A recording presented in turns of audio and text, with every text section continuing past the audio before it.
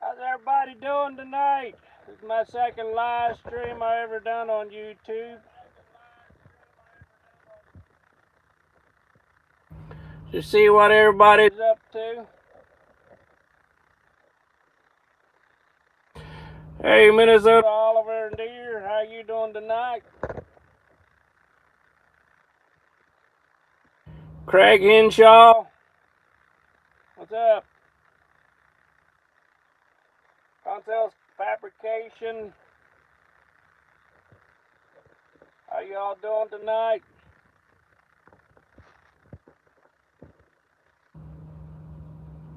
Your day could have been better, Oliver. I hear you.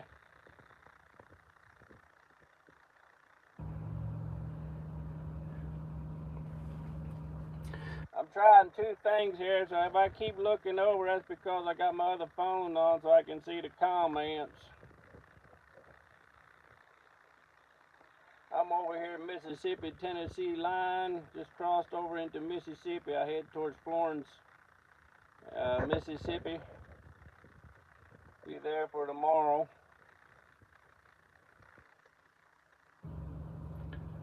How you doing, Hooks?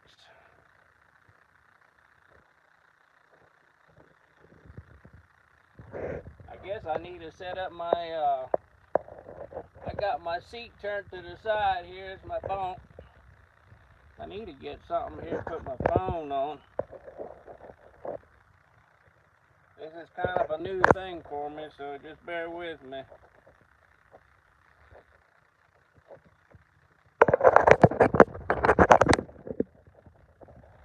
See if we can make this work.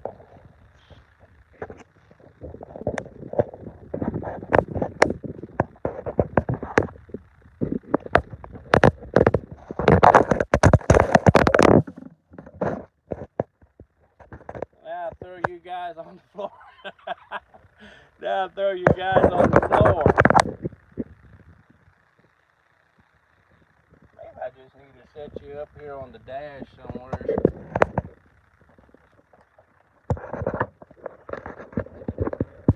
Sorry about all that.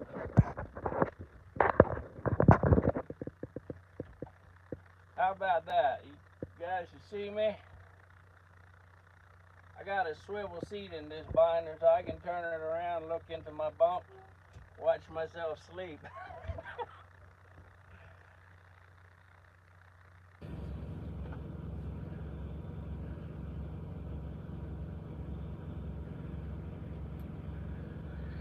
Yeah, I picked up a load today down in Trinidad, Texas. Picked up a Kubota excavator and a Kubota skid steer with the rubber tracks on it.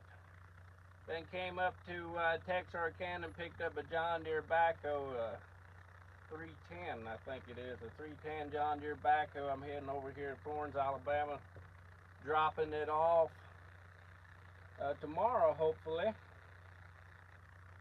And then I got to pick up a tractor. I think it's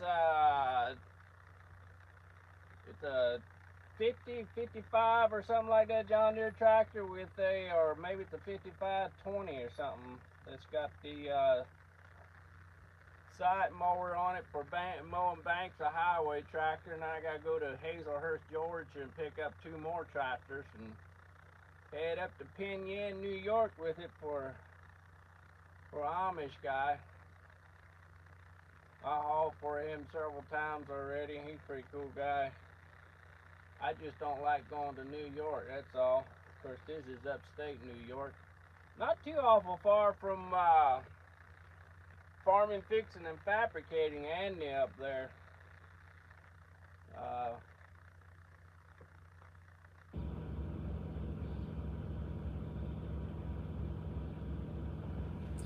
Hi from Ireland. Good to see you in here. Thanks for stopping by.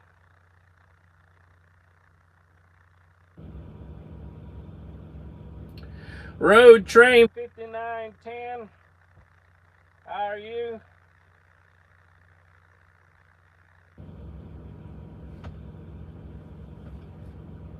Yeah. Yeah, I got hung up in Brooklyn one time. I picked up some armored trucks, some bank trucks, Wells Fargo and the Brinks. I think there's two different ones, but they're heavy too.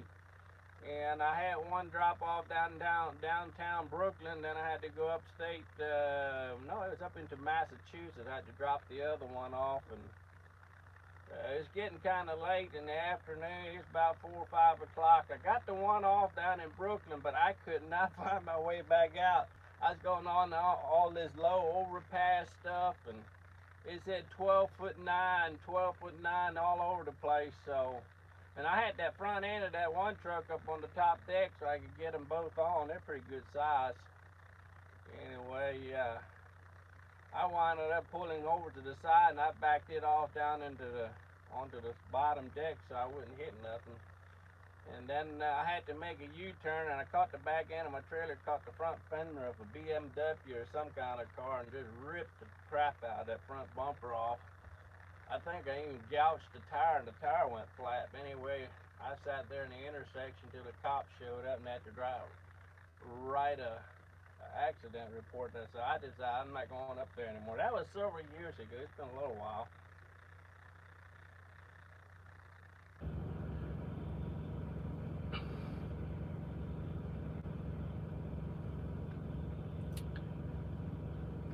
That's for sure. Ouch. Yeah, the insurance company wound up paying for that.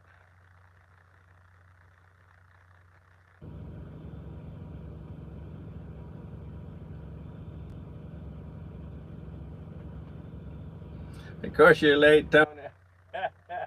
Good to see you in here. Thanks for stopping by.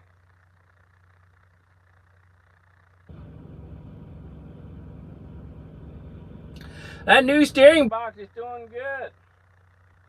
Um, couldn't tell them much different. That old one wasn't that bad. The old one had been replaced already, so it had a rebuild sticker on it. So somebody replaced it on the truck before I ever got it. But it's a little bit tighter, not much.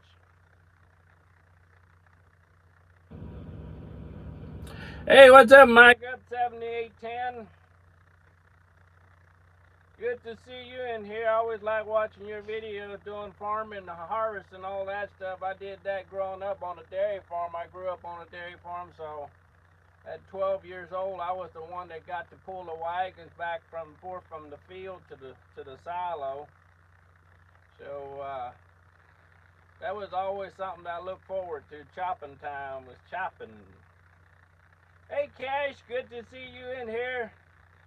You guys ever get time to go look at Cash's King Trucking?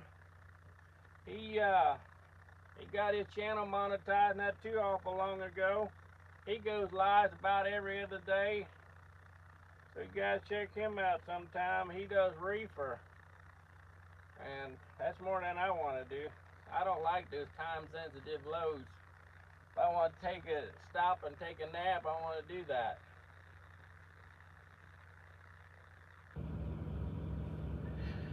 Oh, you changed from, you love changing chopping helix and say, that's true. Yeah, I do too.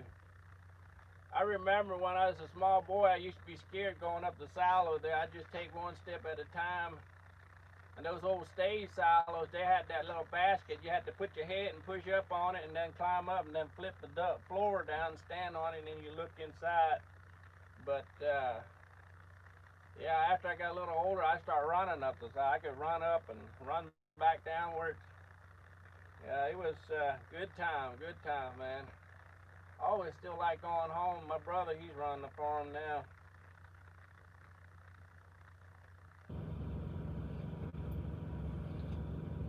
Yeah. Yeah, road train. I hear you.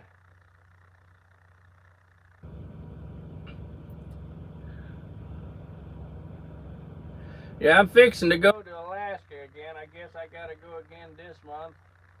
Got a load of treated lumber out of Alabama. Take up there. I hear you, Hook. You like staying close to the ground, don't you? Yeah, that's the best place to be anyway, isn't it? Stay close to the ground. Hey, if you don't go up, you don't have to come down. Or what goes up, it's got to come down. Is that how it goes?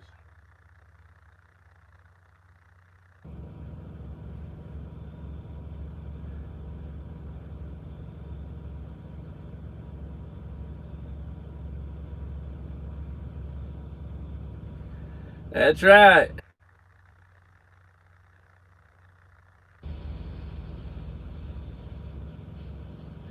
Good evening from Peculiar, Minnesota. This is Trucking Live. Hey, thanks for stopping by, man. Appreciate you stopping by.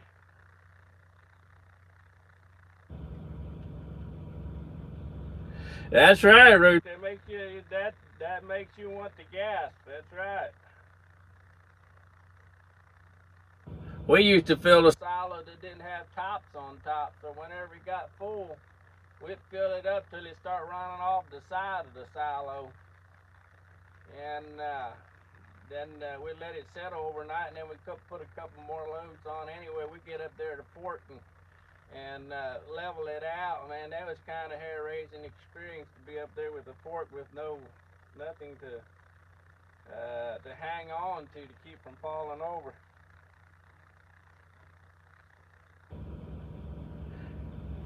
Cash, it's usually I figure about 3 weeks. About three. That's summertime, wintertime. I haven't been up there in wintertime yet, Cash. Alabama up there, Sterling, where I go to, it's about 4,400 miles. Usually takes me right around 3 weeks to do a round trip, depending where I come back to. If I come back to North Dakota, it's about 3 weeks. If I happen to go down to Cassier and go down into Washington, that takes a little longer. Like I did last time. Last time I went down into Washington, picked up a load, and went to California. Reason I went to California, I had some farm tractors out there I needed to pick up to take to Pennsylvania, so I had to work my way down into California and pick it up, and so I took a load down. I think it was plastic pipe down to L.A. area. Picked up a motor grader down there and came back up into what was it, Oakland somewhere's up there. I forget the town name. Dropped it all and went over, picked up the tractors and started heading east. I tell you what, California's not that far away once you've been to Alaska, man. Going to Alaska, man, that's a long, long way. Oh, cherry picker. How you doing, Doggy Doo? Thanks for stopping by.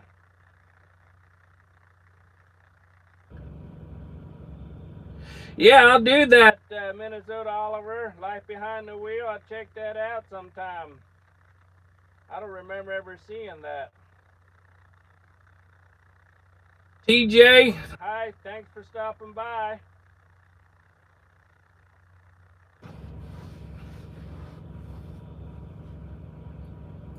I got a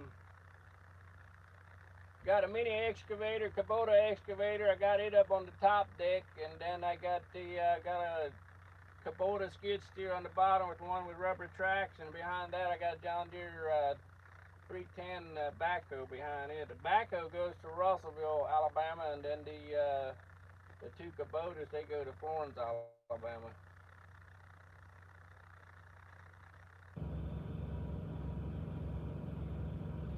Thanks for stopping in, Max Sauber. Yeah, I do go to Wisconsin. I haul a lot of Harvestor silo panels out of Wisconsin.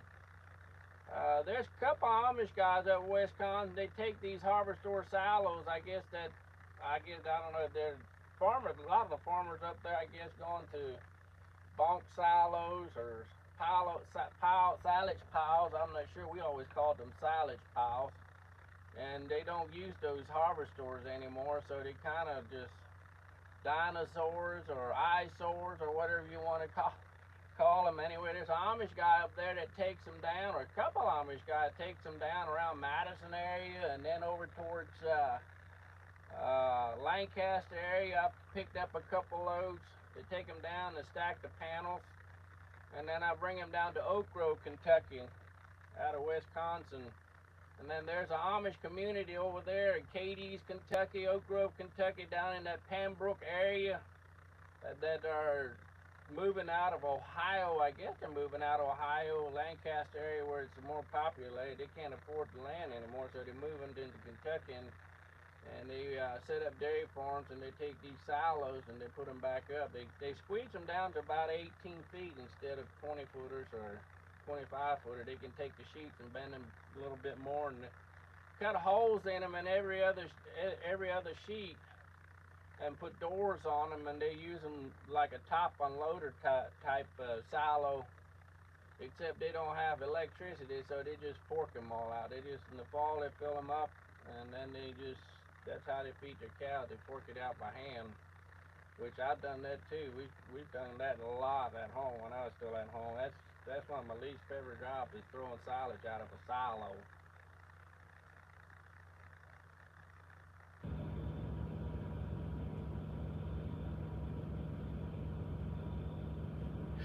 Doggy do, no, I'm in Tennessee. I live in a little town called Paris, Tennessee.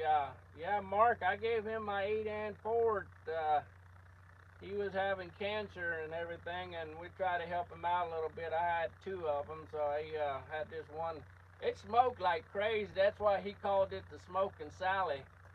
Anyway, one time I had a load going down there, so I just put it on the back. Actually, I think I got a video loading it up at my house. Anyway, it was sitting in a pasture, I guess, for 5 or 6 years, and I took it to my cousin's place, and he was supposed to overhaul it. I wanted him to overhaul it, and he never got around doing it, so I said, shoot, well, I'll just give it to him. And he wanted something to work. It was 1952 Ford, 8 and Ford, and he knew about the track. He had one already, so he got to work on it, and he knew him from one end to another, so while he was struggling with his cancer, he would get to work on it. He tore it all the way down and everything, and was getting ready to get everything. I think he got it running and everything, did some driving around, did some rock climbing with it, and had some fun with it, but then he went to tear it down to restore it, and then he passed away. I think, what's his place over there in Oklahoma? Uh, Man, there's two guys, YouTubers, that's got the tractor, and they're starting to restore it for him, but he passed away before they got done. I haven't seen if they've done anything with it or not. They were sandblasting. Last video I seen, they were sandblasting it and getting ready to paint it. When I don't know if they just quit or if he's sitting in their shop or what is now. I need to see what's going on with it.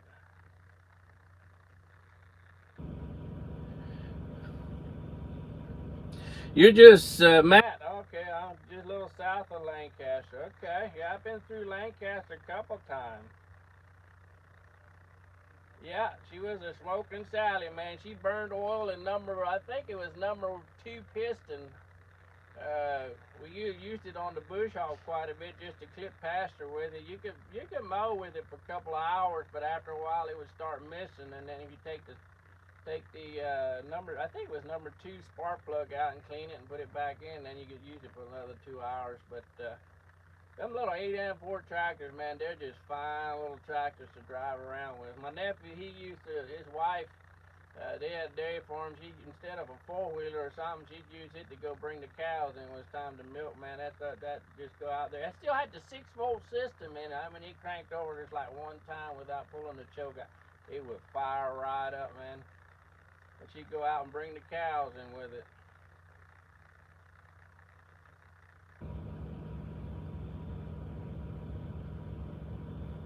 No, my boss. No,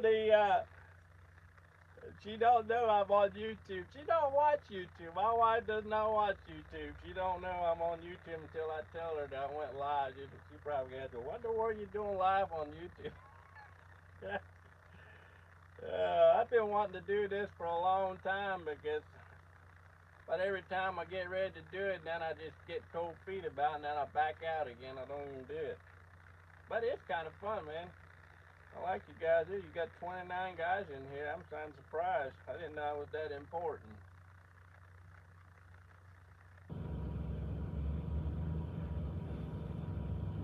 I think it's For the Good of the Land is that one guy's channel name. For the Good of the Land. If you put that in YouTube, you can.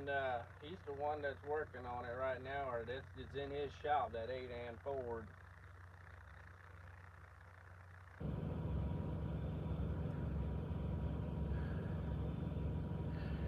Car. Yeah, it is, man. We didn't do just 20 feet of it. I mean, we did the whole 60 feet that silo was. Of course, it settled during the winter time, but we could, we'd empty silo year after year by hand. Especially my brother, I didn't do much. I tried to slip out of that part of it. I was the youngest of the boys. There's 13 in my family, so I'm next to I got a sister younger than me, but I got out a lot of the chores. My older brothers had to do the chores. I did not like the pork salad. I got to milk. I milk mornings, and then my sister would milk in the evening. We usually took two of us to milk. We had a stanchion, 40-stall stanchion barn that we milk cows. That was the best time for me, was in the morning to go milk cows in the morning. That way I didn't miss a whole lot of action during the daytime. If I had to milk in the afternoon, man, that took me away from all the action. I wanted to be in the action during the daytime. Steve Cox, that's right. Steve Cox, the Good of the Land. That's who's fixing it up. That's right, Steve Cox and Good of the Land. They both got YouTube channels, big YouTube channels. I like to go meet them guys already. Actually, Steve Cox, I'm friends with him on Facebook, so I see him comment on there sometimes on my Facebook.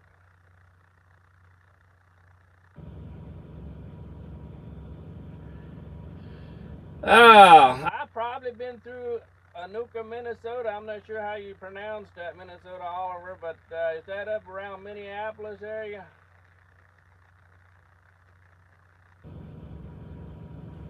Thanks for stopping by, Todd Cash. Yeah, I've been all over. I got the videos in my phone. I just haven't had time to do a little editing and putting them together. I gotta do a bunch of catching up. Well, it's been 2 weeks or maybe more than that, 3 weeks since I put up my last video. Shame on me. Joe Fix It, thanks for stopping in. You bet, man. Hi, Iva. My sister-in-law, Iva Yoder's in here. She works over there at Hillcrest in Arkansas.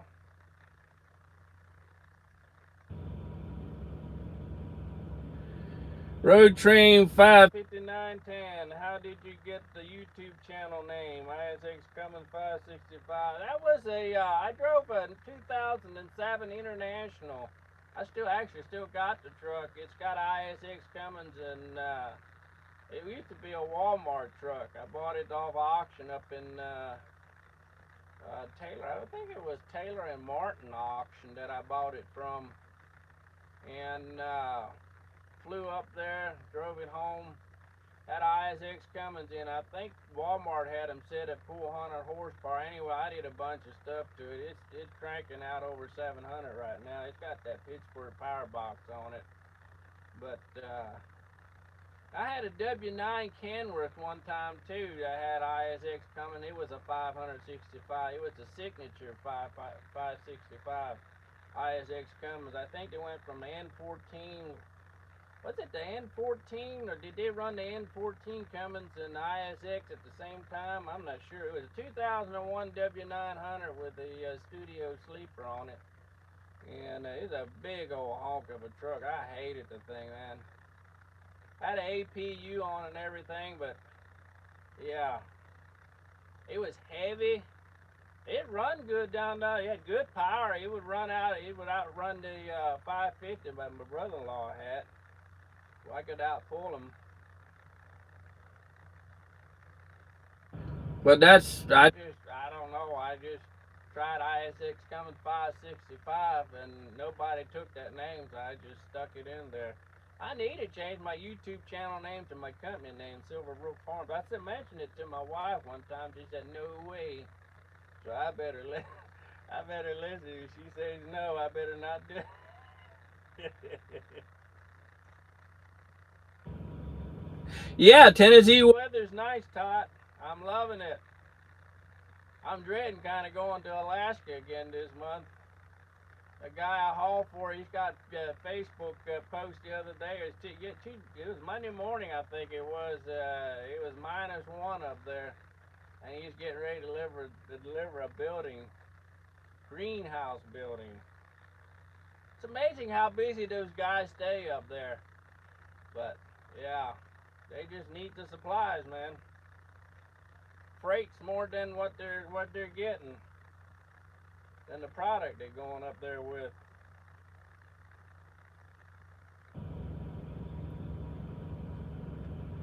I got two White International Matt Train 5910. I got a 2007. It's got an ISX in it. And then when the E-law started coming into effect, what was it, 3 years ago, parked it and I bought this 2000 model. It's got a D-Deck 3 Detroit in it, 12.7 Detroit, 13 speed in it. I bought it at auction. It was in South Sioux City, Iowa. I bought it on auction too. I clicked one time too many times when I was bidding on it. I think it was like $7,500 or $7,300 plus internet fee, whatever. It wound up to be about $7,500 anyway. My wife was not happy when I did that. We were on vacation during that time. I was on my phone bidding and I bought the thing. She ended up wiring the money. Had to wire the money from her cell phone, and while we was on vacation, that was not very good. Anyway, I used it for a year, but I noticed when I picked it up, they was bubbling a little water or a little air out of the radiator, so I knew something wasn't quite right. So, but it wasn't real bad. It just a little bit. Anyway, I drove that truck for almost a year. I guess I put almost 100,000 miles on it, but it got so bad I had to overhaul it. So we overhauled the thing. I got a driver in it now. He's driving it.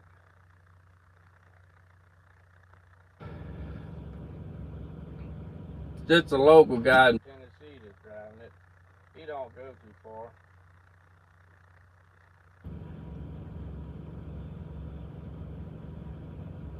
Yeah, I have. That's another thing. That 2001 W9 I had with that signature ISX Cummins in it. Man, I put a lot of money in that truck. I think I put in over 50,000 in that old truck. Overhauled it one time. Broke the crankshaft in it one time. It's going out across Wyoming. Not exactly where I was on I-80, mile marker 149, just before you got to Rock Springs, Wyoming. I was going out through there. I noticed when I left Cheyenne that it was making a little funny noise, but it only did it at certain RPMs. And cruising down the road when it was just, loafing along, you could hear there was something quite right. Then when you mashed on it, put a little power to it, you would never hear it. Anyway, I got about the 150 mile marker, going westbound with low transformers. I think I was headed to Idaho with low transformers, and yeah, it just went clink clank bang. It didn't shut off, but I pushed the clutch in so it could go down the idle, and it just went like glunk glunk glunk glunk glunk glunk glunk glunk glunk. Anyway, I let it coast for about half a mile and pulled over the side of the road and got out, opened the hood, and that damper on the front, you could see it was just a wobbling like that. It broke between one and two piston. I broke the crankshaft in it. Got to calling around for a towing company to come out and pick me up. They brought two trucks out. Brought a tow truck to pull my truck, and then they brought a road tractor to pull my trailer.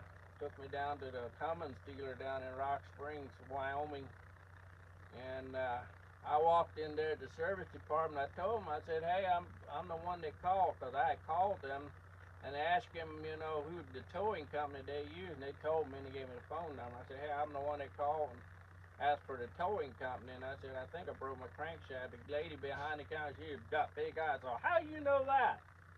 I said, well, I just do. I know I broke my crankshaft. She said, well, we can't look at it right away, but as soon as we can, we'll go out. I mean, it was like 10 minutes. They were already walking out there. They wanted to see this broke crankshaft. They opened the hood, fired the thing out. I mean, they closed it up and they were just shaking their head, walking at you. They said, "Yeah, it is a broke crankshaft."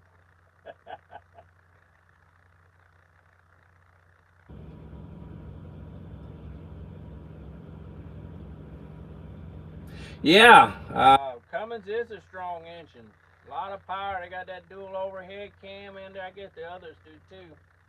But I had issues with my with the camshaft. So one the lobe started going down and it started missing, and it had metal shavings down through the motor. And I did that with my '01 Kenworth, and then my '07 International did the same thing.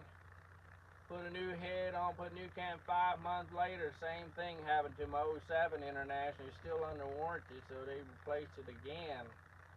And I asked the mechanic, I said, what's the deal? I mean, am I doing something wrong? He said, no, Cummins got some crappy camshafts.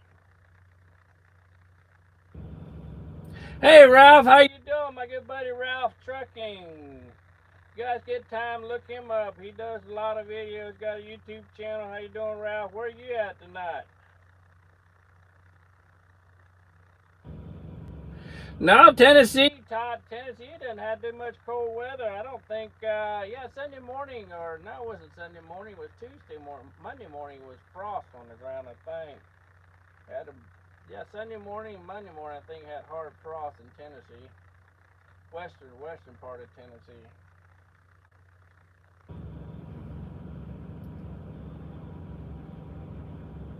That's that's right, Cat. The best answer is yes, dear.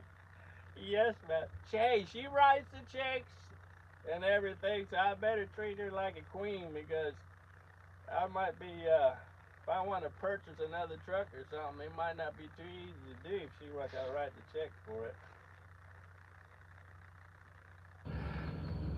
Yeah. Yeah, Ralph, nothing but dollars.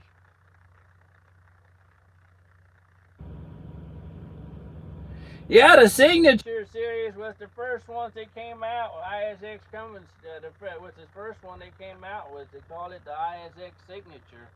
Then they just went to the ISX. I think the new ones, all new ones, they just call them SX Cummins. I don't think they even got the I in front of them. Or just call them SX. There's a lot of them out there. I know that. There's a bunch of those SX Cummins out there. Near Spartansburg. All right, South Carolina. Hey, to Kingsport, Tennessee. Park for tonight. Good deal. Nice weather over there, Ralph. I'm going to be heading down to Hazelhurst, Georgia to pick up a couple tractors. So that probably wouldn't be too far off from you. You got to go down. Hazelhurst is kind of down in the southern end down there, Rebel Auction. I got to pick up a couple. I just hope the tractors are running, which is no big deal. They got loaders and things there. They can push them on and nothing else. Guy up in New York, he's got a good place to unload too. Probably gonna be cold up there.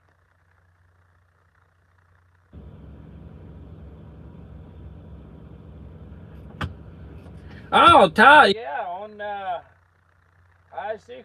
That's almost where the Love's truck stop is. There on I-40 in Tennessee. I guess that's where you are in Tennessee.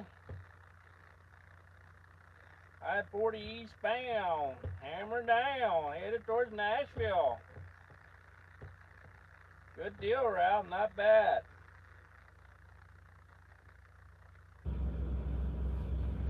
85. Okay, got you there, road train.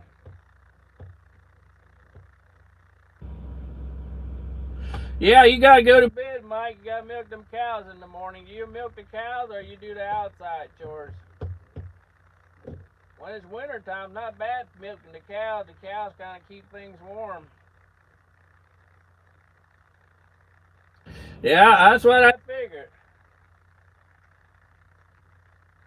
Got some hills in there, but if you got a lot of power, that should be no issue if you're not loaded. If you're loaded.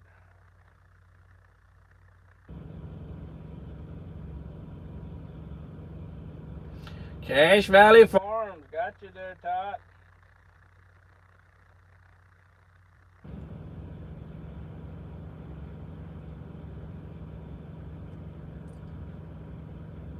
Man, you still haven't hit any likes. A thumbs up on me there.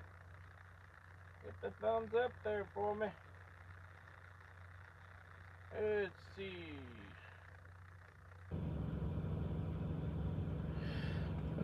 Minnesota all around. You off Highway 169, Highway 47, and Highway 10 in Minnesota. Okay, gotcha.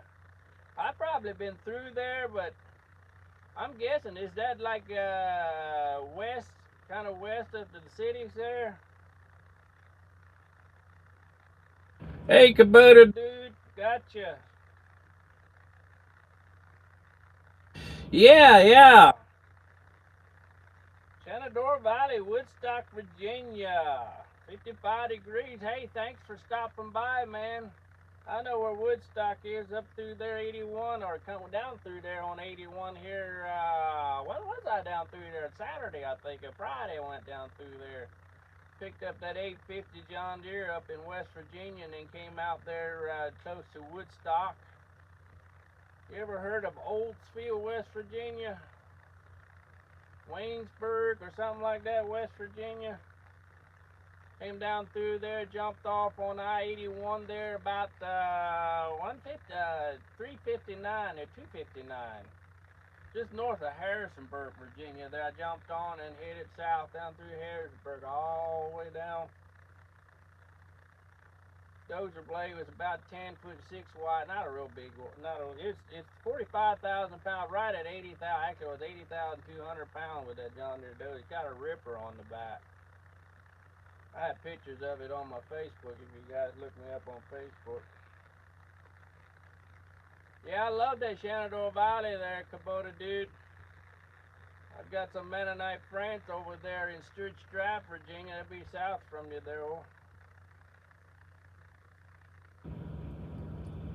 North, Minnesota, Oliver, north. Yeah, West Highway 40 is a real friendly highway for big rigs. Good deal. Some of those Minnesota back roads got some bumpy roads, man. They made of concrete or something. They got the cracks in them, man. About hit the ceiling on some of those.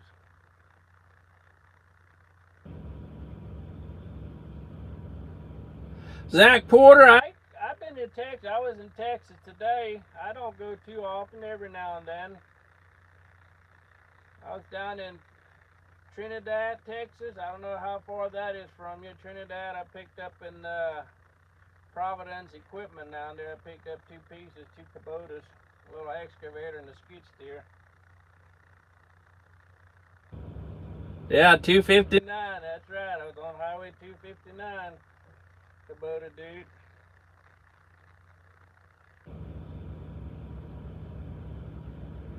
Oh, you're in Australia there, Road Train 5910. Well, thanks for stopping by. I seen you made quite a few comments on there. I appreciate that, stopping by. My overseas friends. I think that's awesome. You a truck driver? You drive a road train?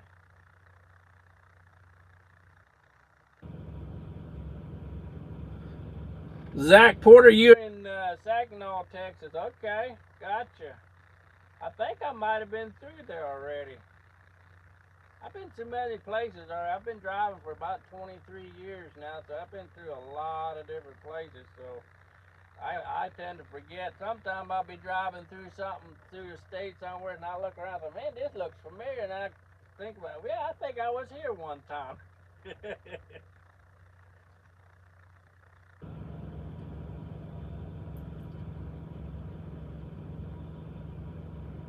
Yeah. Minnesota all over that bumpy and tight, windy roads, that's for sure.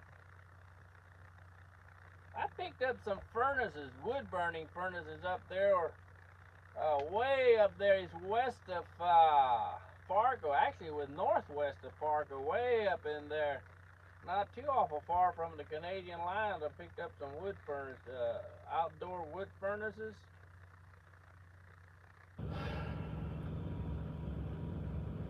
Oh, well, good for you, Mike. road train 5910. That'd be interesting. That's something I like to do, is do a road train. About the heaviest load I ever hauled was 125,000. That was my gross. I had it permitted at a big John Deere dozer I picked up not too far from where was it? Chicago. Took it down into Texas. Had a 3-axle RGN, XL RGN, 35 ton, I think it was. I'm sure I would. I sure would. If I like to go to Alaska, I would like doing road train. What time is it over there about right now? I wonder. It's about, what is it, 8:12 here, Central Time Zone, Tennessee time. What time you got over there in Australia?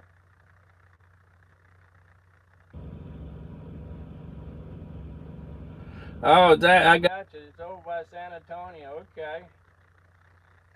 All by I-10. Gotcha, Zach. Double or triple road train. Wow. Hey, I don't know. I don't know if you double or triple or whatever. I mean, you just put them in the driver's seat, and I bet you got some really low gear trucks over there. You got planetary gears in those, or are they just direct drive? Rudy Bontrager. I'm not sure, Todd. I know some Bontragers, but I don't.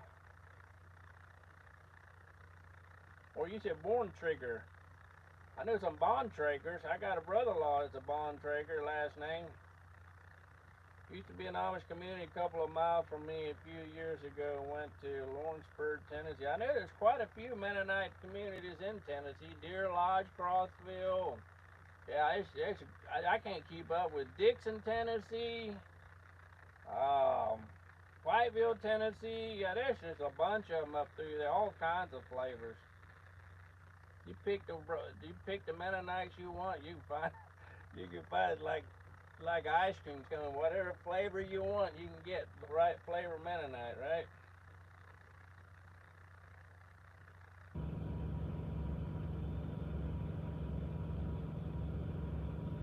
I appreciate that, Minnesota Oliver. I appreciate that. You still driving scraper tractor? I haven't watched any of your videos for a while. I'm not sure what you're doing.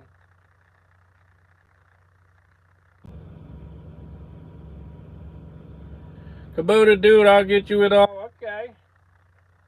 You're on exit 283. Okay.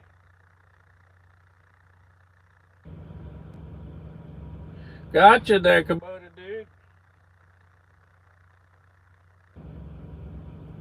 10:13 a.m.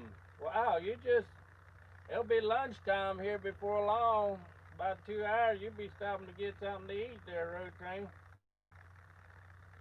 Planetary for the 15 and 33, 300 ton loads. Good grief.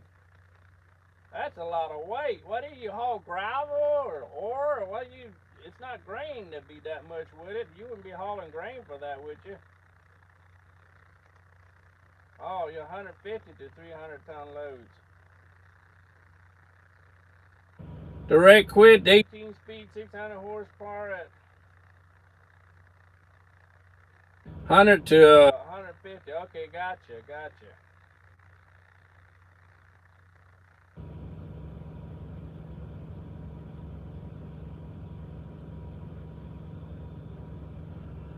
You've been working on bunny ears, minute. I gotcha.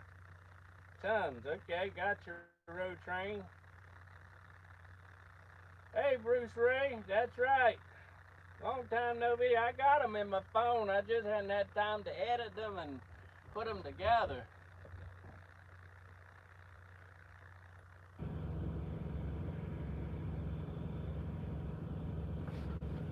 That's right, Todd.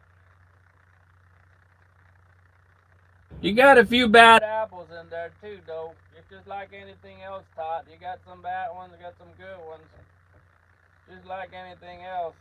Gotta take it with a grain of salt, right?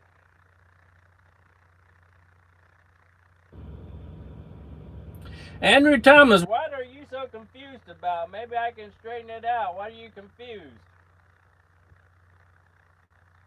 That's no problem, Road Train. We got you.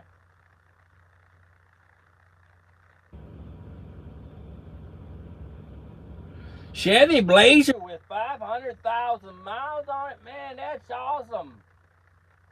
You probably got a lot of rust on it, though, don't you?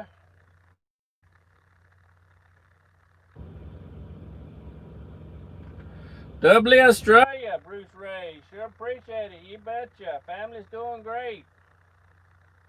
I went out deer hunting Saturday with my 11-year-old daughter, and went in the morning, didn't see a thing, and then went back in, and then went out about 3:30 in the afternoon. Got a different tree stand out beside a cornfield. This time I went out back in the bean field, and there were 6 of them that come out. She had a pick. She had her time to get her crosshairs on it, and she pulled the trigger. Shot it right in the front, came out in the back. Good shot, man. I'm so proud of her. It's her first deer, 11 years old.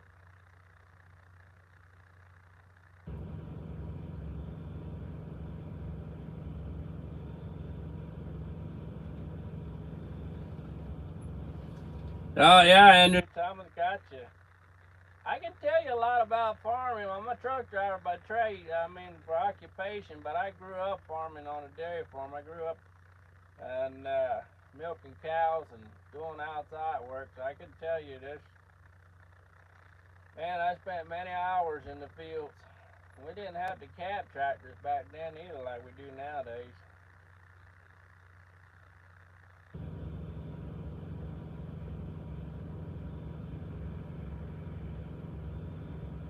Gotcha, grain cart. Yeah, grain cart. You're doing grain. Okay. And a boogie dolly, whatever that is. That's something that's hooked with a pintle hitch, or is it like on a fifth wheel right behind it? We call those a B train. The A train is the one with the tongue on it and hooks on the pintle hitch. The second trailer, I think out in Oregon they use them. They use a 40-20. The first trailer's 40 and the second trailer's a 20-footer.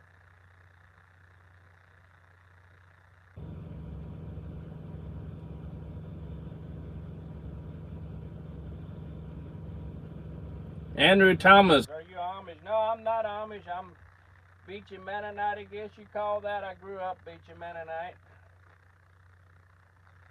I'm a Christian first, but Beachy Mennonite second. Come on.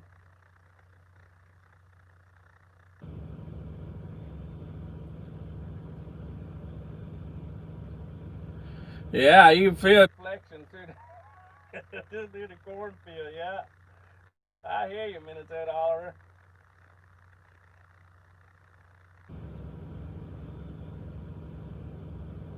Yeah, I can imagine. I can imagine. I see some rusted out vehicles up through there, Minnesota Oliver and deer. I see a lot of rusted out vehicles up through there. But hey, if the motor runs, the transmission is good. You just keep driving it, right?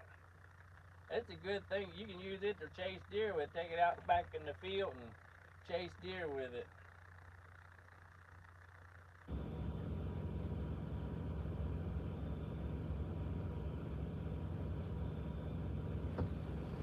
No, I didn't. I'm not Amish. My dad used to be Amish years ago, back in 1940s, I think it was.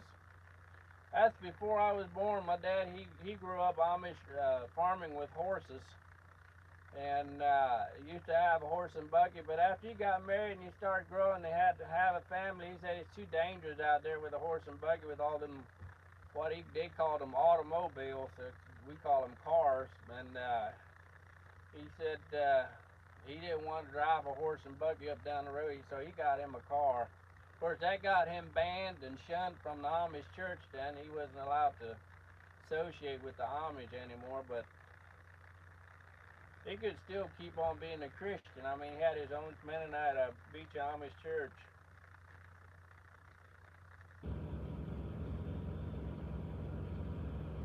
Yeah, Minnesota. Something about open station tractors. except in the fall and the spring when you're out there working, but it gets freaking cold out. It might not be that cold. You could be 45 degrees or something like that, but you stay out there for hours on end, and yeah, I remember I got so miserable out there. I was like, how can this be? I'm so cold. Next time I dressed up better, right?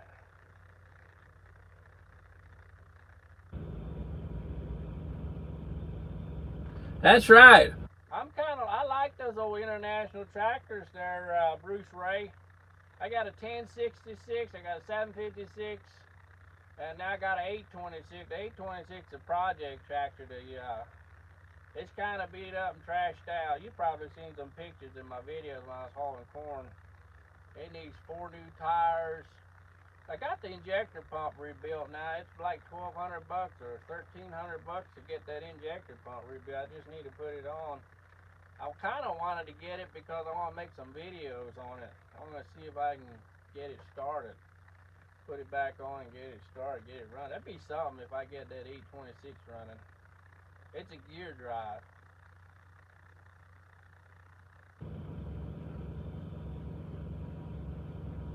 Andrew Thomas, yes, I do have a Peterbilt. It's a 2000 Peterbilt. It's got 2WS Caterpillar 3406E in it. It's one of the last ones before they went to the 6NZ cats. It's got 13 speed in it. I just got it overhauled too. It had a blown head gasket, had a cracked head. I forget what all was wrong with it, but I don't like it. It's so heavy. The thing is, I mean, I'm running overweight with it all the time. It's a nice truck. It looks good. My brother-in-law, he drove it to Alaska here 2 weeks ago and back. Almost got caught in a snowstorm. He got out there before it started snowing. Road train. Boogie dolly is 2-axle dolly hooked up to ring feeder to the rear of the load trailer and a turntable on top. On the rear tail boogie. Okay, gotcha. You betcha. We call those a A-train.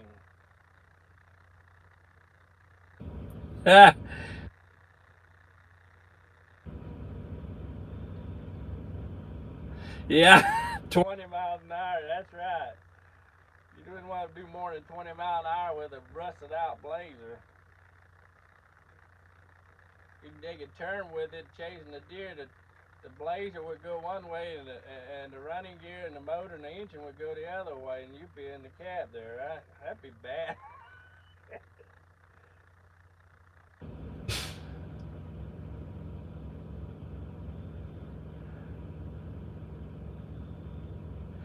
Neil Ramsayer, thanks for stopping my cousin's beach down in Georgia. I'm just Mennonite from Ohio. Well, thanks for stopping by. Yes, all Christian first. You're right on. Thank you. I hauled for a guy down there in Montezuma, Georgia, Wendell Swartz. That's who that John Deere dozer he does. I think it's Swartz Earthworks is what he calls his company. But I haul his dozers and his excavators around from different locations. He makes these long pats, levels out pats for these chicken barns for Tyson and Pilgrim and some of those chicken companies that are putting chicken barns in on farms in Arkansas, Texas, I think in Louisiana. He done it over in North Carolina. He did a big job in West Virginia. Took a whole side of a mountain out up there. I think they're building like 20 or 30 barns up there in one location. It is massive.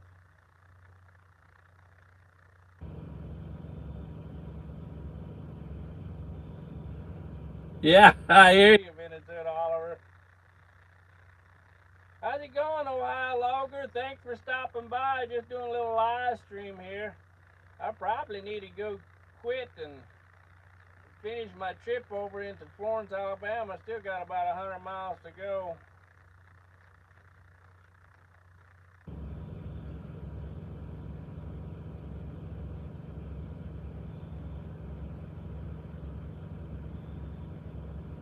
You bet, Bruce Ray. I'll bring one. more farming videos up.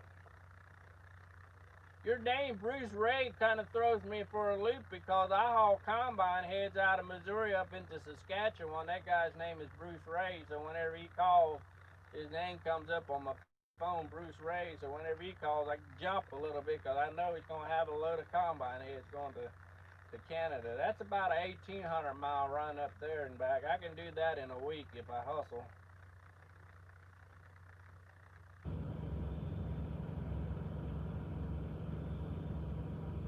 Yeah, Neil, Montezuma is where he is. He works for a big dairy down there. I got a nephew down there, Sanford Nisle is his name.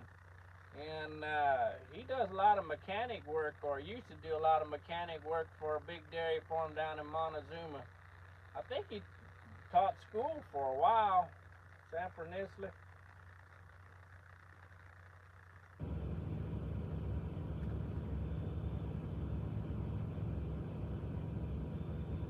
Yeah, that's right, Minnesota. It'd be a sight. It would be a sight. Be like the Dukes of Hazzard, you know. Did you ever try to jump the thing like the Dukes of Hazzard did the General Lee? Jump it over a bridge?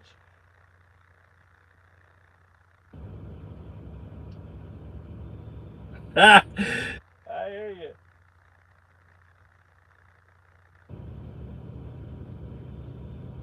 Hey, that's a good deal. Good to know that, TD Bellyman. I'm not sure if I probably butcher your name there. TD Bellingman, Bellamy. You hauled a lot of fertilizer to Dresden and past my place. You did. You probably did, because I'm about halfway between Como and Paris there on the south side there where the silos. I used to milk cows years ago, so I still got the buildings there, but I don't have the milk equipment in. You probably see my truck sitting on the hill there.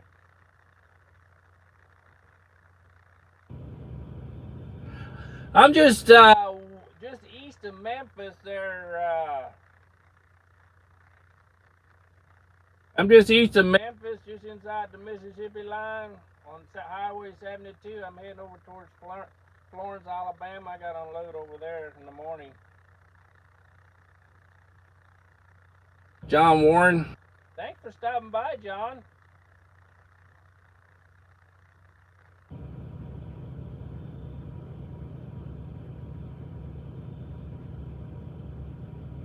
Yeah, appreciate you stopping by, Neil. You have a good night back at you.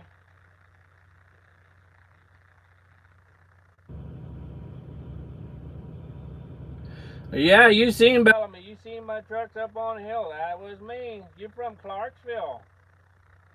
Well, I'm glad to have you in here. Appreciate that.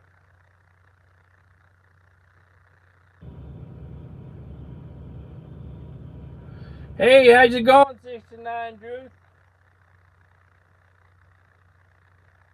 I do go to Ontario, Canada a little bit. I picked up a grain drill over there. Oh, shoot. It was, I guess, straight north of Ohio somewhere. Took it out to Oregon. Uh, I don't go to Ontario too much. I think they have something about speed limits on their trucks. Is it 65 mile an hour? If you go to Ontario, can't go more than 6, or your truck's not allowed to go. It's got to be set at 65 or less. My little international, I'm still driving this crusty little international. I was coming up through Texas from Mount Pleasant up towards Texarkana, and there's a guy with a black Peterbilt step deck. He's loaded. Come flying by me on the left lane. Speed limit is 75 in Texas, and I was just rolling. I mean, just tooling down through there when 75. He come blowed my doors off.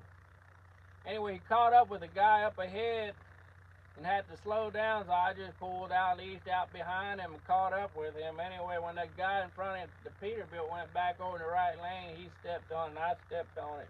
We got up to about 95 there for about 6 miles. We run 95 just flat out going eastbound on I-30. That's the second time I done that in this truck. This truck will run 95. I'm surprised. A little 62 Detroit, little 10 speed. It's got a Spicer transmission. It don't have the regular full spread. Fuller transmission.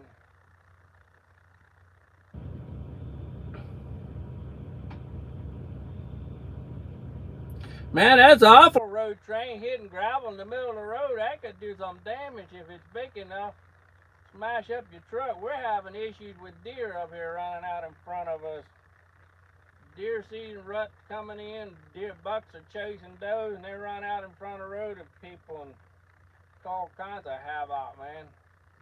That's one thing I'm kind of worried about when I go to Alaska. I have a moose or a buffalo or something come walking out in front of me out in no man's land up there, and he'd smash my radiator, man. I'd be out of commission for a long time. No cell signal. You don't have nobody to call. You can drive for hours without any cell phone signal. The only thing you could do is stand out there and hold your arm out and thumb, and hope the next guy stops and helps you and gives you a ride, and then hopefully the next town you get to, you've got a tow truck to tow you, you know? Get some serious pickles going up there. You want the stuff in good shape going up to Alaska.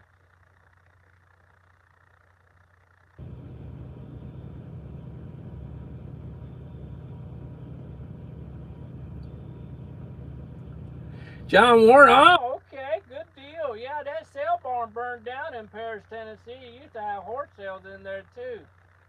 Did you go to Green Bay? I think a lot of the kill cows went up to Green Bay, out of Paris, Tennessee. That's where I took my sick cows whenever I was milking cows. I'd take them in there, and most of them went up to the kill up in the packing plant in Green Bay.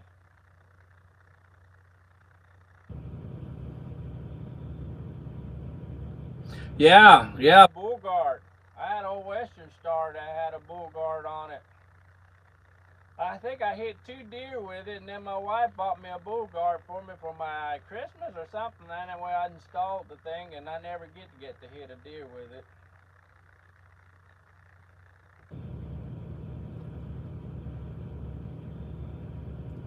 11 p.m. Okay.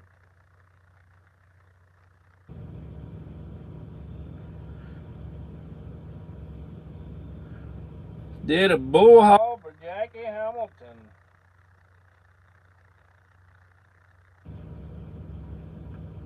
Kangaroos and emus. I wouldn't mind seeing a kangaroo. I haven't seen any kangaroo. I got a brother-in-law goes to Australia for the harvest, and he goes, I think, December, January. Goes up there for about 4 or 5 weeks. He gets to see the kangaroos. The little, what do you call Aussies? People up there, they call them Aussies.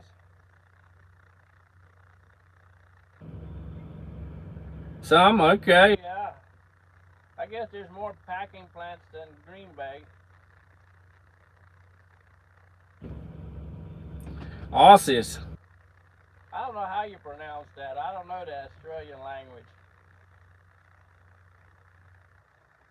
They got different weights up there too, don't they? Kilos and things like that.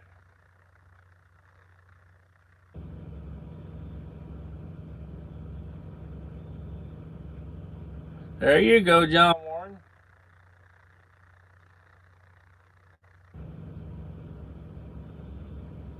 Oozes. Okay.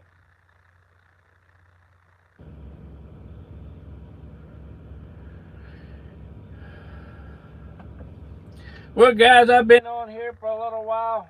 I appreciate you all coming in. Looks like we got 47.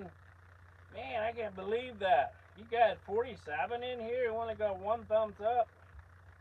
Maybe mine hadn't refreshed. Maybe I need to refresh this thing. 47 people in here. Good grief. What y'all find interesting with me in my life? You want to come in here? Ah! Just a plain old truck driver out there trying to get a living out of it. Oozes. Who's this? Gotcha. Thank you, Kubota dude. Shenandoah Valley's a nice place. I like it up through there. Good night to you. Yeah, you too, 69. Thanks for stopping in and saying hi. You bet, S-hooks. I try to keep the sunny side up. One of these days, I'm going to get in that old Green International. I think my next trip to Alaska, I'm going to take that International. This thing, what I'm driving now, it's getting a little tired. Get a little oil in my radiator and get a little antifreeze down my crankcase, and it's swapping oil and antifreeze back and forth. So I try to keep the oil changed and oil drained off off the radiator so I can keep using it. But it just keeps running, man. It's ready for overhaul.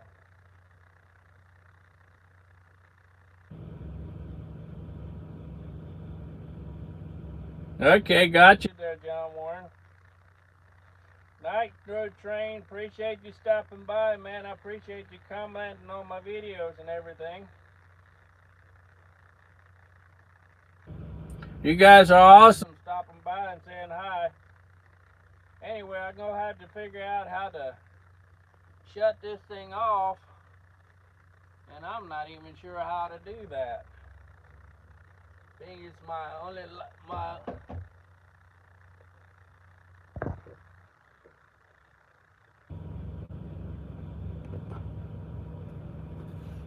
there's a little X up